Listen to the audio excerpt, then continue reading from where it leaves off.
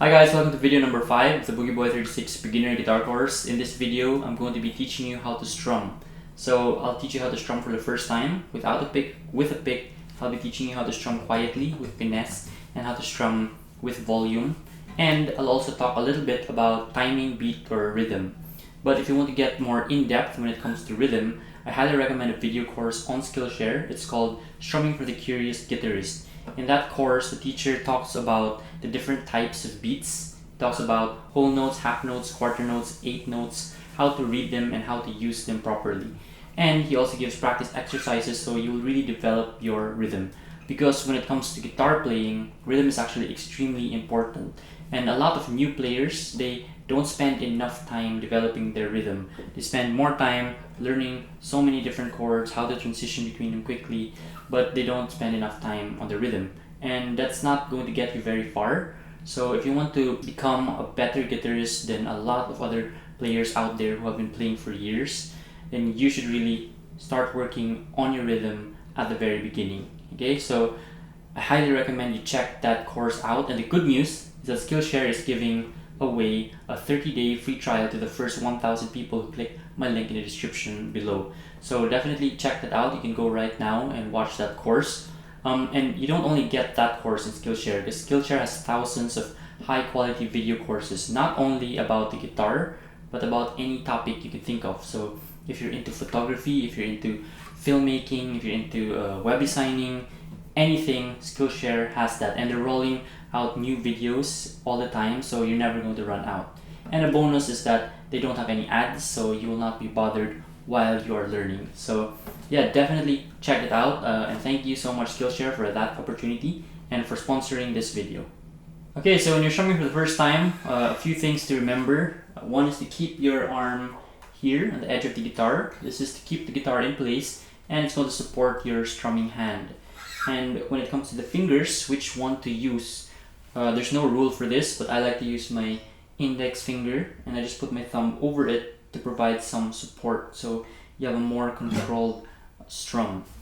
When I'm strumming down strums, I keep the thumb there, so it's more controlled. But when I'm strumming up strums, I let go of the thumb a little bit so it's looser, and my finger can just slide through the strings easily. So again, down strums with the thumb, up strums just gliding through. Now if your playing doesn't require a lot of volume, keep this part of your hand resting on the bridge here. Okay, you can put it over the bridge pins, but don't touch the strings because that's going to mute your strings. Okay, so keep it there, and you want to just be moving your wrist. You don't move your arm, so everything is coming from the wrist. Okay, so let's try a few down strokes and a few upstrokes, and a few down and ups. Okay, now if you want to add more volume to your strumming, you can swing your arm to provide more power, but you're still moving mainly from your wrist. Okay, so it should be something like this.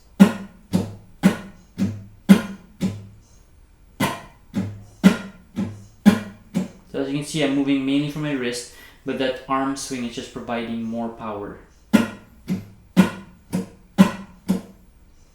Okay, now if you want to use a pick, you can. Many people like to use a pick because they find the sound better, they find it easier to play, and you can too.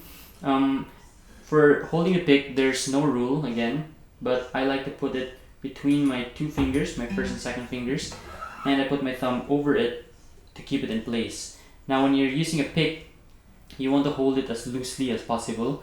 Don't hold it tightly because it's going to be very rough on the strings and it's not going to sound good. So just hold it as loosely as possible. And when you do your downstrokes, the pick is facing upward. And when you do your upstrokes, it's facing downward. So for it to be able to easily point upward and downward, you need to hold it really loosely. So it should look something like this. And the same thing, you can add power if you want by swinging your arm, but moving mainly from the wrist.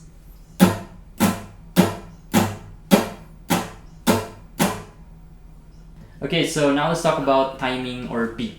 Now when it comes to that, there's always going to be a time signature for every song, and the most common one is the 4/4 time signature.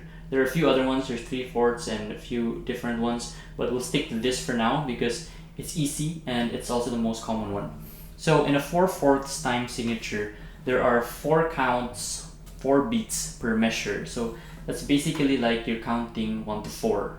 1, 2, 3, 4. Okay? And your strumming has to fit within those 4 beats. Okay? So the simplest strumming pattern that fits within those 4 beats is to do 1 down strum for every beat. So it'll sound like this. 1, 2, 3, 4. Okay? Now, if you want your strumming to sound fuller, you can throw in a few down up strokes in between those beats as long as it's within the 4/4 beat. Okay? So for this next one, we're going to throw in a down up in between beats. So it'll sound like this. 1, 2, 3, 4. Again. 1, down up, 2, down up, 3, 4. 1, 2, 3, 4. Okay, as you can see, that still is within the 4/4 beat, although there are more up-down strums within it. Okay, and another thing you need to know is that it doesn't have to be the same on every beat. You can change the pattern within the 4/4. So for the first 2 beats, you can use one pattern, and then you can change it up a little bit at the end to make your strumming sound more dynamic. So for this next pattern, let's try to change up after the 3rd beat. So we're going 1 down up, 2 down up, and for the 3rd beat we pause, and then up down, 4 up down up. Okay, so what that's going to sound like is this. 1, 2, 3, 4. 1, 2, 3, 4. 1, 2, 3, 4.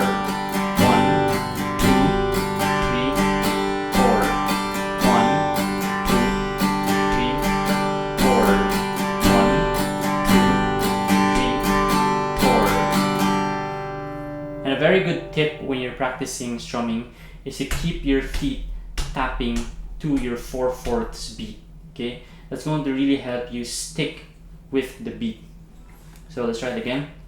1, 2, 3, 4. 1, 2, 3, 4. 1, 2, 3, 4. Okay, and you can change your strumming pattern up however you like as long as it fits within that 4/4 beat. Now keep your foot tapping so you're sure you're on beat. Some of your patterns will work, some will not. Just keep trying it, listen to different tracks, different strumming patterns. And another reason why you should keep your feet tapping is to help you when you are trying to sing to your guitar playing, because it's a little difficult for beginners to be focusing on the words, focusing on the lyrics while keeping a steady beat. So tapping your feet, that's going to really develop your rhythm, your timing, and it's not going to be something you have to think about anymore. Okay, so keep practicing while tapping your feet. Okay, so that's it for this video. I hope you enjoyed it. I hope you learned something. If you did, please give it a thumbs up, and if you're new, please hit the subscribe button.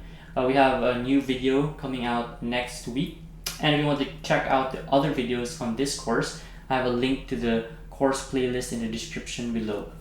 I also want to thank Skillshare again for sponsoring this video. Thank you guys, and see you in the next one.